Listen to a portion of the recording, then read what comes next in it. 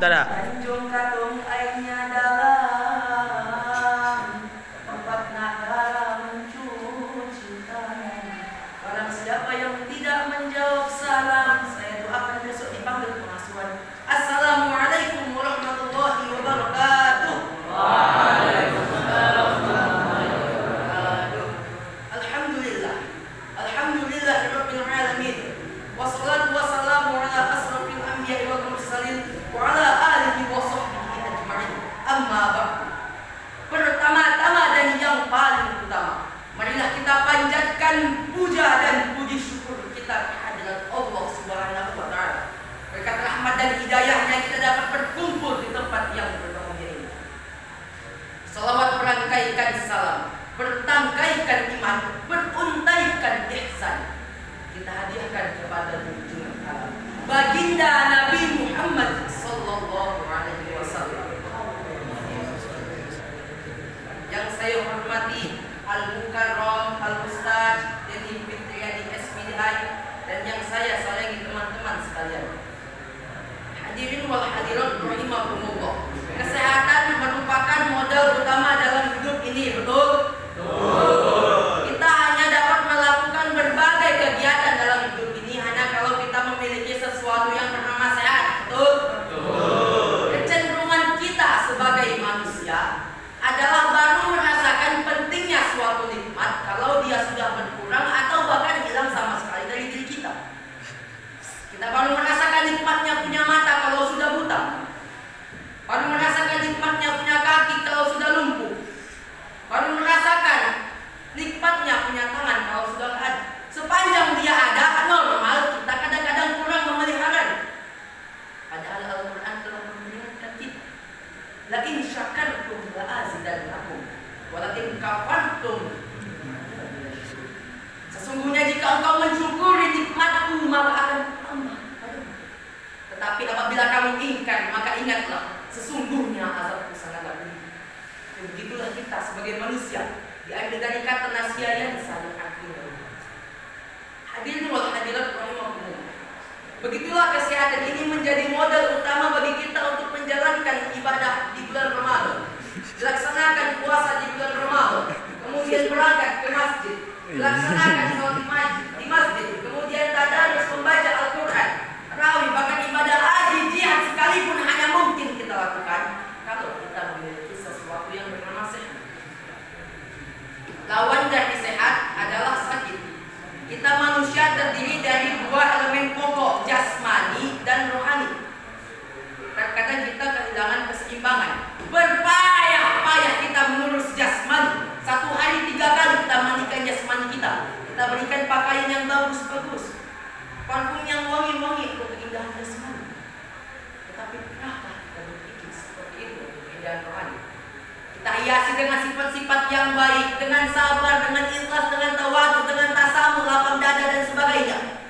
Begitu juga kita berbicara tentang penyakit. Kita sibuk kalau diserang penyakit jasmani. Tetapi sesibuk itukah kalau rohani kita yang diserang penyakit? Al-Imam Ghazali membagi penyakit dalam 2 macam. Yang pertama penyakit zahir, penyakit jasmani. Yang kedua penyakit batin, penyakit rohani. Apa perbedaan kedua penyakit ini? Yang pertama, penyakit zahir banyak sekali dokternya. Apalagi di zaman spesialisasi sekarang ini, tinggal cari aja dokter ahlinya.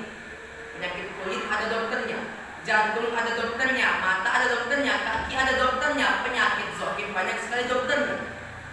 Tapi kalau penyakit batin, obatnya hanya agama dan kemauan yang kuat dari orang yang punya penyakit itu untuk mengobati diri. Karena gak ada dokter yang bisa mengobati penyakit kulit, betul? Ada dokter yang bisa mengobati penyakit sombong, angkuh dan sebagainya. Hanya agama dan kemauan yang kuat dari orang yang punya penyakit untuk mengobati diri melalui riyadhah, latihan dan latihan. Yang kedua, perbedaan antara penyakit zahir dengan penyakit batin. Penyakit zahir yang punya lebih tahu daripada orang lain, sedangkan penyakit batin lebih cenderung orang lain yang tahu daripada yang punya. Contohnya penyakit zahir, kalau kita punya penyakit jantung, kita tahu karena itu penyakit kita. Kemungkinan besar orang lain nggak tahu. Tapi kalau penyakit batin, lebih sering orang lain yang tahu daripada mengidap penyakit pelit. Kita sering anggap sikap kita itu wajar saja. Orang lain yang tahu. Kita punya penyakit sombong. Kita anggap sikap kita itu wajar saja. Orang lain yang tahu.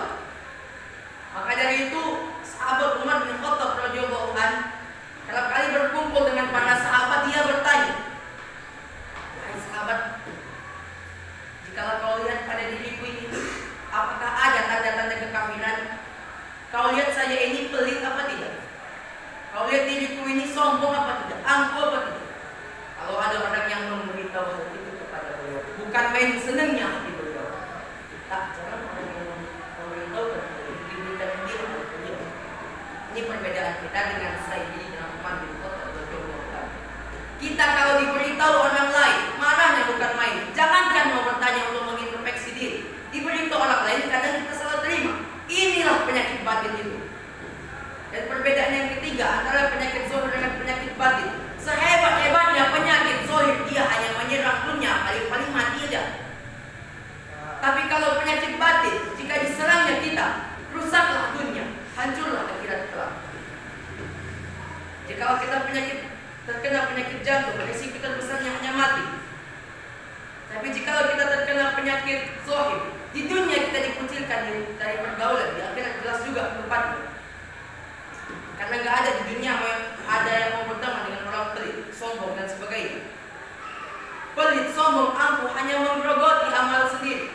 Maka dari itu Imam Al-Ghazali menghimbau, jikalau kita bersungguh-sungguh mencari obat penangkal penyakit yang kalau diserangnya kita hanya merusak kehidupan di dunia, betapa kita tidak akan lebih bersungguh-sungguh mencari obat penangkal penyakit yang kalau diserangnya kita rusaklah dunia, hancurlah akhirat kelak. Dengan puasa Ramadan, pada satu sisi kesehatan jasmani terjaga karena memberikan istirahat kepada organ tubuh yang bekerja seperti mesin 24 jam. Pada satu sisi lain rohani dihiasi. Dengan puasa timbul sabarnya, dengan puasa timbul sikap rendah hatinya, dihiasi dengan sifat-sifat yang mengendahkan rohani kita.